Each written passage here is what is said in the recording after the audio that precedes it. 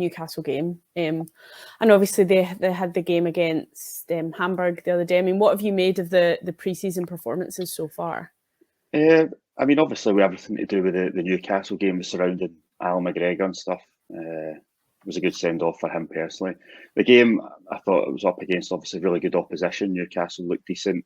You could tell that they played obviously a high standard, but I thought in terms of the game, Rangers held their own. I think it was more about seeing the new players, having an understanding between each other, building relationships. That's going to take time. I know they don't have a whole load of it, but it's only the start of the process, so I'm sure in time it will get better.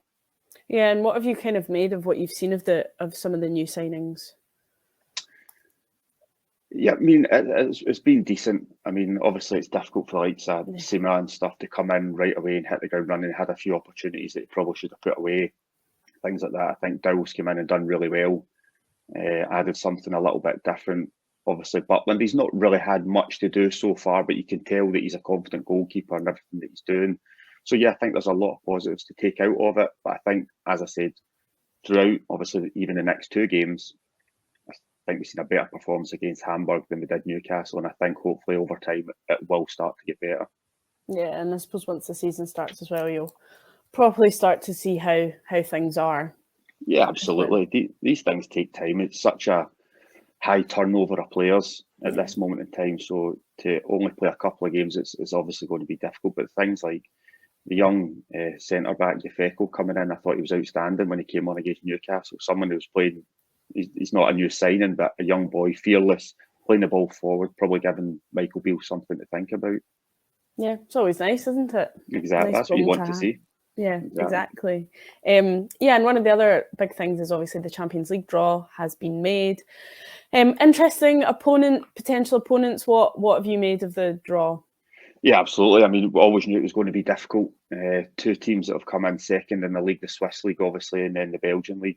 We've seen what happened with Rangers last season against obviously Union SG. It was a difficult tie, so it's never going to be easy.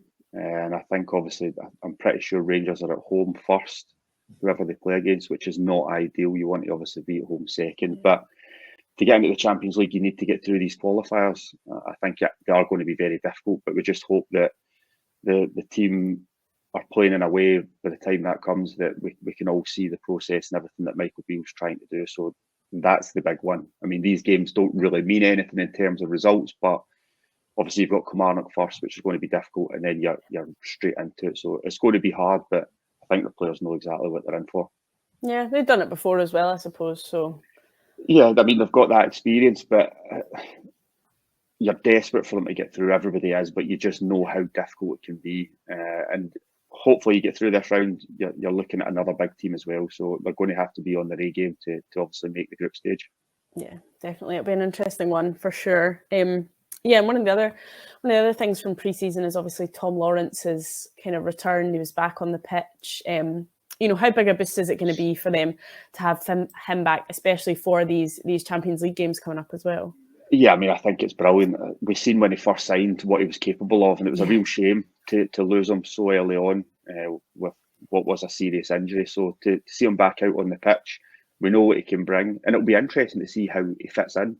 I mean, you've got the likes of Cantwell and these guys, Dowell, obviously, and there's a lot of attacking threat within that team. And I think that's what Michael Beale wanted. He wanted options instead of just relying maybe last season on Kent, week in, week out, Morelos, these guys. He's got all these different options, all vying for relatively the same positions. So it's a good place for him to be in. And of course, Roof coming back is like a new signing. So there's another player to kind of add to the equation. So it's looking good, but it's how you fit all these guys in to the starting 11 and who can really push on and make a difference. Yeah, I suppose they'll probably want to be slightly more careful with the likes of Ruth and Lawrence as well, just to kind of mitigate any potentials for setbacks or whatever. Yeah, absolutely. I mean, they've only kind of come back into the fold in terms of the real training side of it, obviously going through their paces, getting minutes on the pitch. You'd be silly just to throw them in and say, right, okay, you're playing 90 minutes the next game. That's not going to happen. They're going to manage the minutes. They know they're probably integral parts of this team moving forward, so you have to be careful. And like I said, there's options there, so there's no need to just throw them in at the deep end.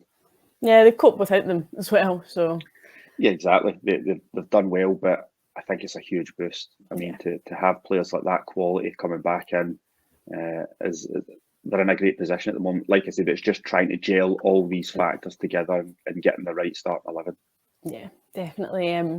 Yeah, and obviously, there's been this chat for a number of weeks now about Cifuentes.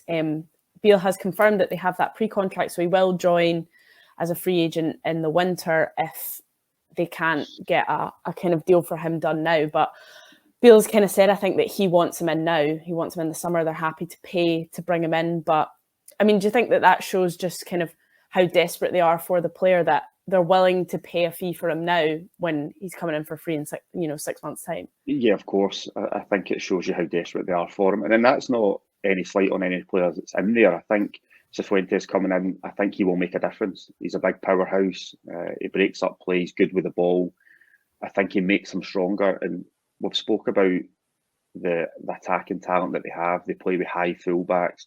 They need somebody that can sit in there and be the kind of spoiler and get involved and mix it up, obviously, along with the likes of Raskin, who's a technical player as well. So I think they need somebody with his abilities. So to get him through the door is obviously what Michael Beale wants. He's tried to get all his signings early doors, which he's done. And this is another kind of piece of the jigsaw that he wants in to start now. The big games are these European games and obviously the league. And he wants these guys in now to be as strong as possible moving forward. Yeah, I mean, do you think it's maybe a little bit silly to pay for a player when you have them guaranteed coming in for free? Or do you think, he would make such a difference that it's worth spending money on? Well, I think that's how they view it. I mean, obviously the manager and the backroom staff view it as in he is a piece of the puzzle that we need now. He's going to make us better at this moment in time, and we're willing to shell out that little bit extra to do so.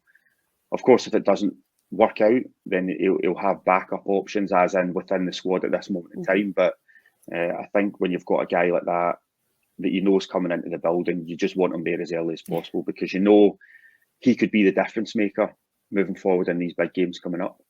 Yeah, it's like seeing all your presents just before Christmas. You want to open them now. Yeah, exactly. Yeah, and we spoke before about Bassey and his, there was linking him with Brighton, but it's now looking like Fulham could be the move that's going to happen for him. I mean, what do you think about that in contrast to what we were talking about with the potential for him to go to Brighton? Do you think Fulham is again a good kind of team for him to slot into? I think it is. It's a team that's done well under a good coach. I think if he goes there, he'll become a better player. I said that obviously going to Ajax. I mean, some things just don't quite work out. I mean, my opinion on him was he's a real good footballer, obviously with room to develop and learn. I thought that would be a good kind of learning block for him. It's very technical over there, and I think that's what he had to brush up on. There was no doubt in his abilities, his energy, his power, his pace. He had everything. He ticked all the boxes to be a top fullback or centre half. He just had to kind of refine certain elements of his game. It didn't quite work out. So going to somewhere like Fulham, I think he would fit in no problem. As of Brighton would be the same. So it's probably the next level for him to go and play in the Premier League, something that he probably would love to do. So I think it would be a good move for him. Yeah, this is the thing, as you say about, the Ajax move. You never know unless you try. You couldn't say, before you move somewhere, it's not going to work out. You don't know unless you do it. So, You never go into any move with those intentions. You think it's always going to work out. It's always going to be perfect. Unfortunately, it doesn't always work out that way. And like I said, it's very technical over there. Yeah. You're playing from the back. You're starting from the goalkeeper. I wouldn't exactly say that was his strong suit. It's something he probably had to improve on. But going maybe to the Premier League suits his talent a little bit better. Yeah, still a good, a solid, decent step, isn't it? As well, Fulham are absolutely seemingly on the up as well. So no complaints, I'm sure. Exactly, and as we said before, even if it was Brighton, they don't tend to make many errors when it comes to signing players. So that's always a plus point. But yeah, Fulham are definitely a team on the up. Yeah. Definitely. It'll be an interesting one to see how it all plays out. And just moving on to Celtic. Yesterday, it seems to have emerged that Starfelt is attracting a little bit of transfer interest. There is kind of rumours of Celtic signing this centre-back from Legia Warsaw.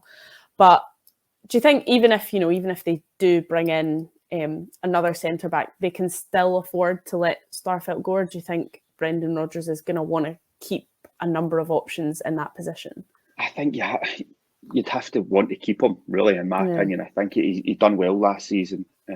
He was reliable. Him and obviously Carter Vickers, I thought, had a real good understanding, playing alongside each other. Excuse me. After that, you're looking at what? Welsh, Kobayashi. Are they ready to step up and play week in, week out? I think you need 4. So even if they were to bring someone in, I think they would still, Brendan Rodgers would still want to keep a hold of him. But we say that a million times, money talks. I mean, if it's an offer that's they feel that's good value for the player, then they'll obviously accept it. But I still believe they would have to bring somebody in. Yeah, it does seem like it. You just can't rely on. I mean, especially given what we've seen from Kobayashi so far, he's not been unbelievable, and you would happily put him in the starting 11.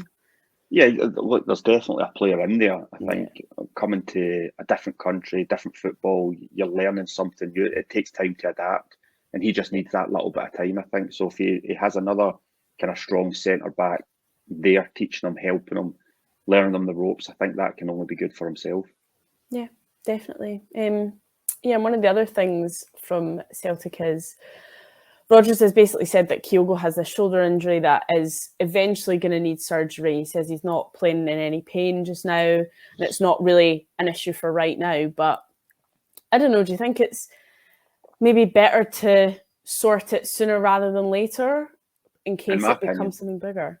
Yeah, in my opinion, yeah. I mean, probably he's had these issues for a while now. They were obviously last season, it was a problem. So me personally, if I was in that situation, as soon as the last game was done of last season, I would have went and got it done. Yeah. Yes, you're probably missing a bit of pre-season, but it's your shoulder. So as soon as you're feeling not too bad, you can then go on the bike, you can maybe get out on the grass. Contact is obviously an issue. You have to wait for it properly to heal, but you're then on the road to recovery.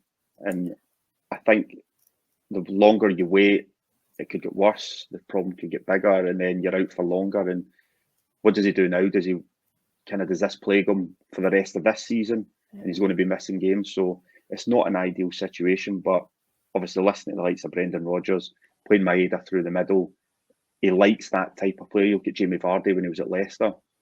He's been scoring goals, so he's got options there. As well. Obviously the new boy that's come in, is it Yang? He's a striker as well. So he's got those options now. So we'll wait and see what happens. But if it was me, I'd have done it after last season. Yeah, it does just seem a weird thing to be like, oh yeah, he will need surgery, but we'll just leave it for now. It seems you seen with Carter Vickers, he obviously needed the operation. He didn't even play in the final. It was just a case of, right, this needs done. Go and get the operation, and you'll be back for the start of the new season. So you wonder why he didn't do that. We don't know. Maybe he's been told by doctors and things that it's not quite at the level where you need an operation yet. I mean, it could be something as simple as that. So we just have to wait and see. Yeah, definitely. And obviously, you mentioned about the new signings. There's obviously still potential for outgoings. Supposedly Aberdeen want to sign Scales on a permanent basis. Do you think that he's maybe a good player to kind of get off the books permanently? I think if you've got someone else lined up to come in, which I would imagine Brendan Rodgers would have different options, I think there's an opportunity for him to go out and play regular football. Is he going to get that at Celtic at this moment in time? I don't think so. I could be wrong, obviously, but I think he done well out on loan last season. He's come in, he's been involved in the pre-season, but ultimately you want to play week in, week out. You don't want to go through all this hard work and the grind to then just be on the bench or not make the squad. So I think there's a lot of talent there, but you need to go out and prove it to everybody. You need to go and show it on a regular basis. So I think that would be a good move. Aberdeen are a strong team that are always challenging for third place. So it's something that he would probably enjoy. Yeah, it is that big question of, do you want to stay at Celtic or Rangers and try and get into the first team, or are you better off moving somewhere else where you are guaranteed to get first team football? Exactly. Look, it's probably one of the hardest decisions that you'll have to make. You're at an amazing football club. You want to be part of it, but sometimes you just have to take that step, kind of, and trust yourself. Trust that you're making the right decision. You believe in your ability, that you can go somewhere else and prove to everybody that you're good enough. And then you never know what could happen in the future. Yeah, exactly. Very true. Yeah, and just maybe